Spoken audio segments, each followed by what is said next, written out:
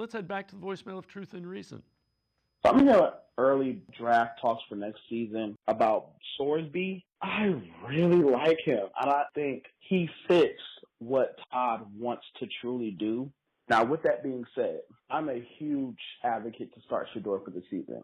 Understanding that this is his second system that he's learning, I'm going to give him the benefit of the doubt. And if the offense looks good with him, I say roll with him. If it doesn't, I'd be looking into Sorsby. But we don't know how the season's going to entail for him. But he does align with what Todd Monken wants to do offensively. So we're just going to have to see.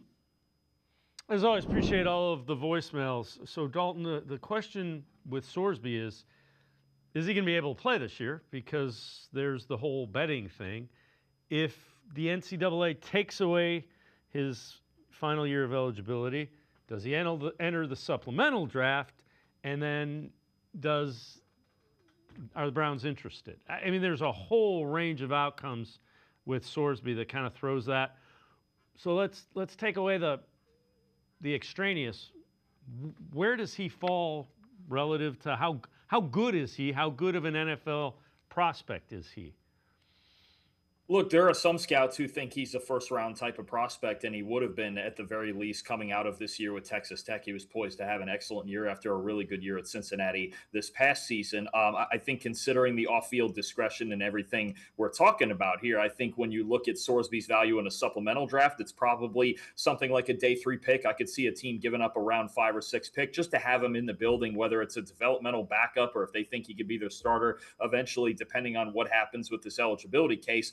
Personally, I wasn't on the first round hype train yet with him. I think he would have been competing to be QB3 in this draft, and we know this was a relatively thin draft. Maybe he would have been a late second or a third round pick, somewhere going around the range where Carson Beck did at the top of the third round. So I think he had some things to work on, especially throwing down the field and, really trying to find some tight window throws that he can make. But he got a lot better this past year, and there would certainly be some teams with at least interest in giving a day 3 pick for him, I think, in a supplemental situation.